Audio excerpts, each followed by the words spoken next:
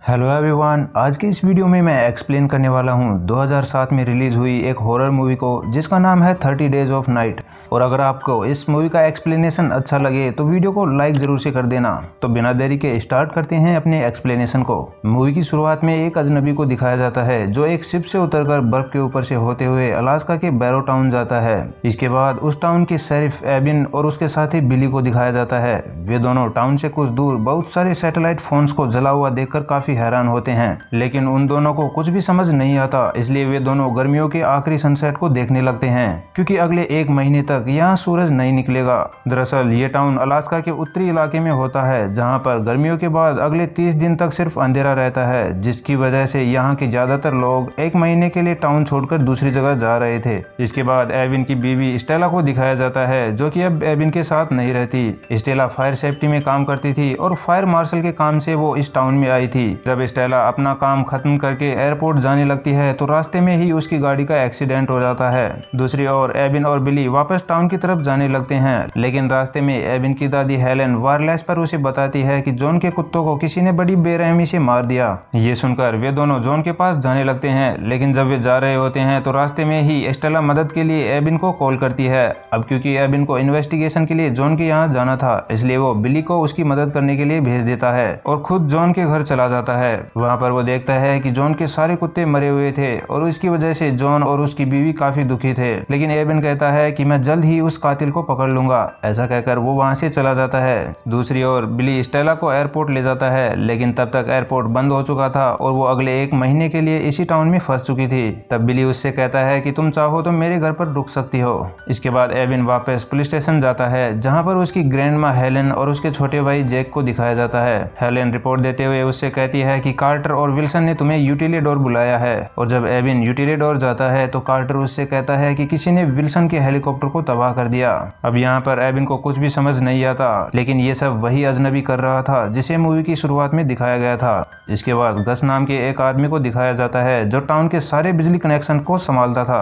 वो टाउन के बिजली कनेक्शन को चेक कर रहा होता है, लेकिन तभी उसे कुछ आवाजें सुनाई देती है और साथ ही वहाँ का पावर भी कट जाता है। इसलिए वो चेक करने के लिए बाहर जाता है, लेकिन अचानक से बहुत सारे वैम्पायर्स उसे घेर कर मार देते हैं। दूसरी ओर रिफाइनरी के 3 वर्कर्स को दिखाया जाता है जो अपना काम खत्म करके वापस घर जा रहे होते हैं, लेकिन तभी उनमें से एक आदमी को एक वैम्पायर पकड़कर ले जाता है। और ये सब इतना जल्दी हुआ कि उन दोनों को कुछ भी समझ नहीं आता।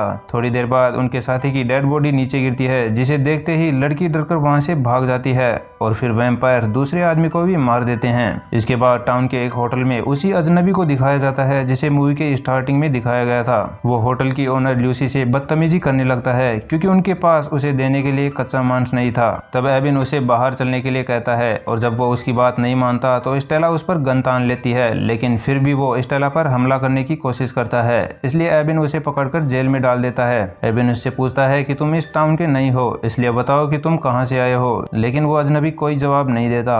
फिर अचानक से वहां का कंप्यूटर बंद हो जाता है, इसलिए एबिन गस को कॉल करता है, लेकिन जब फोन भी काम नहीं करता तो वो अजनबी कहता है कि खिड़की दरवाजे बंद कर लो और सब छुप जाओ क्योंकि वो आ रहे हैं। इस बार वो मुझे मेरे काम के लिए अपने साथ ले जाएंगे और मेरा सम्मान करेंगे। अब यहाँ पर हमें पता चलता है कि इसने टाउन के सारे कम्युनिकेशन सिस्टम को इसीलिए खराब किया था ताकि कोई भी यहाँ से बचकर ना जा सके और वैम्पायर्स उसे उसके इस काम के लिए अपनी गैंग में शामिल कर लें। फिर अचानक से पूरे टाउन की बिजली चली जाती है, इसलिए एबिन गस को चेक करने के लिए सेल टावर जाता है, लेकिन वहाँ उसे गस का कटा हुआ सिर मिलता है। ये देखकर एबिन तुरंत टाउन जाता है और सब लोगों को आगाह करते हुए कहता है कि सब लोग अपने घरों में चले जाओ और अपने हथियार तैयार रखो। दूसरी ओर जॉन को दिखाया जाता है जहां एक वैम्पायर जॉन की बीवी को घसीटते हुए एक घर के नीचे ले जाता है। जॉन उसे बचाने की पूरी कोशिश करता है, लेकिन वैम्पायर उसे भी जख्मी कर देता है और उसकी बीवी को अंदर खींच लेता है। वहीं एबिन पुलिस स्टेशन जाकर अजनबी से पूछता है कि गस की ऐसी हालत किसने की, लेकिन वो कहता है कि तुम सब लोग मरने वाले हो और मैं मुर्दों के मुंह नहीं लगता। इसके बाद एबिन और स्टेला रिफाइनरी के पास चेक करने जाते हैं, लेकिन रास्ते में ही एक वैम्पायर उनकी कार पर चढ़ जाता है। एबिन उसे गोली मारता है लेकिन गोली का उस पर कोई असर नहीं होता। फिर वे किसी तरह उसे नीचे गिराकर वहां से निकल जाते हैं। रास्ते में एबिन को वॉकी टॉकी पर हेलन के चिल्लाने की आवाज आती है और जब वे दोनों पुलिस स्टेशन पहुंचते हैं तो दीवार पर काफी खून लगा होता है, साथ ही हेलन और जैक भी वहां नहीं होते। अब एबिन को लगता है कि वैम्पायर्स उसकी दादी और जैक को पकड़ कर ले गए, इसलिए वो गुस्से से उस अजनबी से हेलन और जैक के बारे में पूछता है, लेकिन वो सैड वॉइस से कहता है कि वो मुझे अपने साथ नहीं ले गए। इसके बाद सारे वैम्पायर्स अपने लीडर के ऑर्डर पर टाउन के सब लोगों को मारने लगते हैं। लोग उनसे बचने की पूरी कोशिश करते हैं लेकिन वो वैम्पायर्स काफी तेज और ताकतवर होते हैं और एक एक करके टाउन के ज्यादातर लोगों को मार देते हैं। इसके बाद एबिन और स्टेला ल्यूसी के होटल में जाते हैं जहां पर बाकी बचे हुए लोग छुपे हुए थे। वहां पर जैक को जिंदा देखकर एबिन काफी खुश होता है। तब जैक एबिन को बताता है कि उन्होंने दादी को मार दिया। इसके बाद एबिन कार्टर से कहता है कि हम यहाँ पर बिल्कुल भी सेफ नहीं है, इसलिए तुम सबको लेकर कैसलो के घर में बनी एडिक यानी कि छत में बनी एक खुफिया जगह पर जाओ। मैं इनसे निपटने के लिए कुछ हथियार लेकर तुमसे वहीं पर मिलूंगा। तब स्टेला भी एबिन के साथ चलने के लिए कहती है।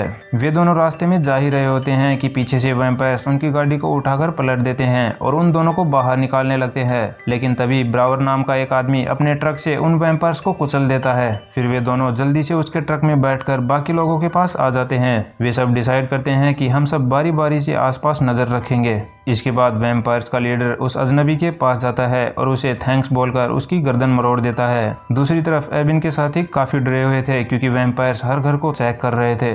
इस तरह से 6 दिन बीत जाते हैं और 7वें दिन उनको किसी लड़की के चिल्लाने की आवाज सुनाई देती है। वो लड़की जोर जोर से हेल्प के लिए चिल्ला रही होती है, लेकिन जब वे उसकी मदद करने के लिए बाहर देखते हैं तो उनको घरों की छत पर वैम्पायर्स दिख जाते हैं। वे समझ जाते हैं कि ये वैम्पायर्स की ही एक चाल है ताकि कोई उसकी मदद के लिए आए और वे बाकी बचे हुए लोगों का पता लगा सकें। ये सब जानते हुए भी एबिन उसको बचाने के लिए बाहर जाता है, लेकिन इतने सारे वैम्पायर्स होने की वजह से वो चाहकर भी उसे नहीं बचा पाता। फिर वैम्पायर्स उस लड़की को मार देते हैं क्योंकि उनकी ये चाल नाकाम हो चुकी थी। कुछ देर बाद जॉन उसे आवाज लगाता है, जो कि पिछले 7 दिन से उसी घर के नीचे छुपा हुआ था जहां पर वैम्पायर ने उसकी बीवी को मारा था। एबिन उसे बाहर निकालकर कहता है कि मैं तुम्हें एक सेफ जगह पर लेकर चलता हूँ, लेकिन जॉन कहता है कि मुझे भूख लगी है। तब एबिन कहता है कि तुम्हारे खाने का इंतजाम भी हो जाएगा, लेकिन जॉन कहता है कि तुम हो तो उसकी क्या जरूरत। और जब एबिन जॉन की आंखों में देखता है तो तुरंत पीछे हट जाता है क्योंकि जॉन भी अब एक वैम्पायर बन गया था। जॉन एबिन पर हमला करने लगता है और इससे पहले कि जॉन उसे मारता, एबिन पास में पड़ी कुल्हाड़ी उठाकर जॉन का सिर धड़ से अलग कर देता है। इसके बाद एबिन वापस कैसलो के घर में चला जाता है, लेकिन अब उसे सांस लेने में काफी तकलीफ हो रही थी क्योंकि वो एक अस्थमा का पेशेंट था और साथ ही उसका इनहेलर भी कहीं पर गिर गया था। इसलिए स्टेला और ब्रावर उसे उठाकर एडिक में ले जाते हैं। कुछ देर बाद जब स्टेला की आंख लग जाती है तो विल्सन का पिता आइजैक वहां से भागने की कोशिश करता है क्योंकि बुढ़ापे की वजह से उसकी मेंटल कंडीशन ठीक नहीं थी। तब स्टेला और विल्सन उसे किसी तरह से रोक लेते हैं, लेकिन आइजैक टॉयलेट करने के बहाने खिड़की से कूदकर भाग जाता है। फिर जब विल्सन अपने पिता को ढूंढने के लिए बाहर जाने लगता है तो स्टेला उसे रोकने की कोशिश करती है, लेकिन वो स्टेला को धक्का देकर वहां से बाहर चला जाता है। स्टेला के गिरने की आवाज सुनकर एबिन नीचे आ जाता है और साथ ही उनकी आवाजें सुनकर एक वैम्पायर भी वहां आ जाता है, लेकिन वे दोनों छुप जाते हैं। और जब वैम्पायर उनके पास पहुंचने ही वाला होता है तो विल्सन जोर जोर से अपने पिता को आवाजें लगाने लगता है, इसलिए वैम्पायर वहां से चला जाता है और विल्सन को मार देता है। थोड़ी देर बाद जब बर्फीला तूफान शुरू होता है तो वे सब वहां से निकलकर एक जनरल स्टोर में चले जाते हैं। वे सब खाने पीने का सामान और दवाइयां इकट्ठा करने लगते हैं, लेकिन तभी वे देखते हैं कि एक छोटी बच्ची एक जिंदा आदमी को खा रही होती है जो कि शायद से उसका पिता होता है। और वो जैसे ही उन लोगों को देखती है तो उन पर हमला कर देती है, लेकिन वे किसी तरह से उसे पकड़ लेते हैं और जैक कुल्हाड़ी से उसका गला काट देता है। अब इसी तरह डर और खौफ में 18 दिन बीत जाते हैं और साथ ही तूफान भी थम चुका था, इसलिए वे सब उस जनरल स्टोर में बिल्कुल भी सेफ नहीं थे। एविन कहता है कि हमें किसी तरह यूटिलिडोर जाना होगा। स्टेला कहती है कि वैम्पायर सूरज की रोशनी सहन नहीं कर सकते। तब जेक कहता है कि दादी अल्ट्रावायलेट लाइट्स के जरिए पौधे उगाया करती थी, हम उन लाइट्स का इस्तेमाल करके वैम्पायर्स को मार सकते हैं। तब एबिन उनसे कहता है कि मैं दादी के घर जाऊंगा और जब वैम्पायर्स मेरे पीछे आएंगे तो तुम सब लोग जल्दी से पुलिस स्टेशन चले जाना, मैं तुमसे सीधा वहीं पर मिलूंगा। ऐसा कहकर एबिन जोर जोर से आवाजें करते हुए दादी के घर की तरफ भागने लगता है, जिससे वैम्पायर्स उसका पीछा करने लगते हैं। इसका फायदा उठाकर सब लोग पुलिस स्टेशन जाने लगते हैं, लेकिन एक वैम्पायर डग नाम के एक आदमी को मार देता है और बाकी लोग पुलिस स्टेशन चले जाते हैं। उधर एबिन जनरेटर स्टार्ट करके लाइट जलाकर तैयार हो जाता है और जैसे ही वैम्पायर्स के लीडर की लवर अंदर आती है तो वो लाइट उसके सामने कर देता है, जिससे वो बुरी तरह से जल जाती है। थोड़ी देर बाद वैम्पायर्स जनरेटर को बंद कर देते हैं, इसलिए एबिन पीछे के दरवाजे से भाग जाता है। इसलिए सब वैम्पायर्स उसे ढूंढने लगते हैं, लेकिन वैम्पायर्स का लीडर वहीं पर रुक जाता है।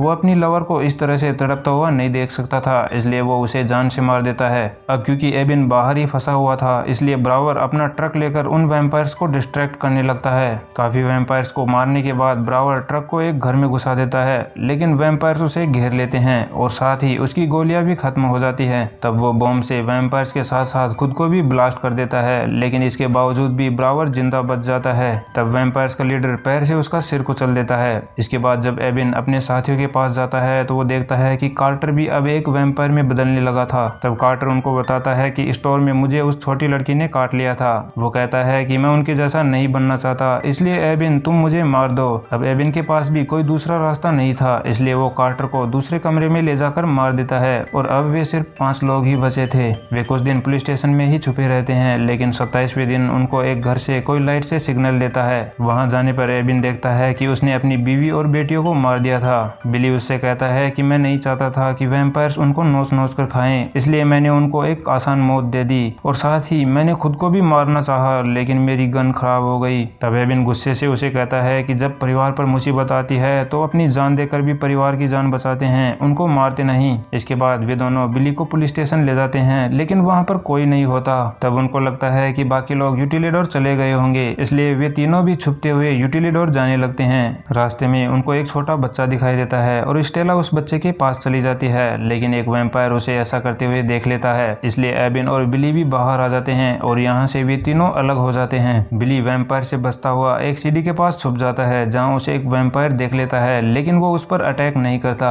इसके बाद एबिन को दिखाया जाता है, जो किसी तरह से यूटिलिडोर पहुंच जाता है। वहां उसे स्टेला और बिली दिखाई नहीं देते। तब वो वॉकी टॉकी पर स्टेला से बात करने की कोशिश करता है, लेकिन कोई भी जवाब नहीं आता। थोड़ी देर बाद बिली भी वैम्पायर से बचता हुआ वहां पर आ जाता है, लेकिन उसका पीछा करते हुए एक वैम्पायर वहां आ जाता है और उस पर हमला करने लगता है। तब एबिन उस वैम्पायर पर कुल्हाड़ी से वार करता है, लेकिन इससे उसे कुछ नहीं होता, इसलिए बिली उसे मफिन मॉन्स्टर नाम की एक मशीन में डाल देता है। इससे बिली का एक हाथ भी कट जाता है और वो दर्द से चिल्लाने लगता है। अब वैम्पायर के काटने की वजह से बिली तुरंत वैम्पायर में बदलने लगता है, इसलिए एबिन के पास उसे मारने के अलावा और कोई रास्ता नहीं बचता। थोड़ी देर बाद जब वॉकी टॉकी पर स्टेला की आवाज आती है तो स्टेला उसे बताती है कि वो एक गाड़ी के नीचे छुपी हुई है, और जब एबिन बाहर देखता है तो उसे वो गाड़ी दिख जाती है। थोड़ी देर बाद वैम्पायर तेल की पाइपलाइन को तोड़ देते हैं और पूरे टाउन में आग लगा देते हैं, क्योंकि ये अंधेरे की आखिरी रात थी और कुछ ही घंटों में सूरज निकलने वाला था। इसलिए वैम्पायर्स नहीं चाहते थे कि किसी को भी उनके बारे में पता चले और वे इसी तरह से अलग अलग जगह पर जाकर लोगों को मार सकें। अब एबिन किसी तरह से बाकी लोगों को बचाना चाहता था, लेकिन वो अकेले इतने सारे वैम्पायर्स का मुकाबला नहीं कर सकता था, इसलिए वो बिली की बॉडी से खून निकालकर अपनी बॉडी में इंजेक्ट कर लेता है। इससे उसे काफी दर्द होता है, लेकिन अपने लोगों को बचाने के लिए उसे ऐसा कदम उठाना पड़ता है जिसका अंजाम था सिर्फ मौत। इसके बाद एबिन बाहर जाता है और वैम्पायर्स के लीडर से फाइट करने लगता है। फाइट के दौरान वो स्टेला को वहां से जाने के लिए कहता है। फाइट की शुरुआत में तो एबिन काफी मार खाता है, लेकिन आखिर में एबिन अपना एक हाथ लीडर के सिर के आर पार कर देता है।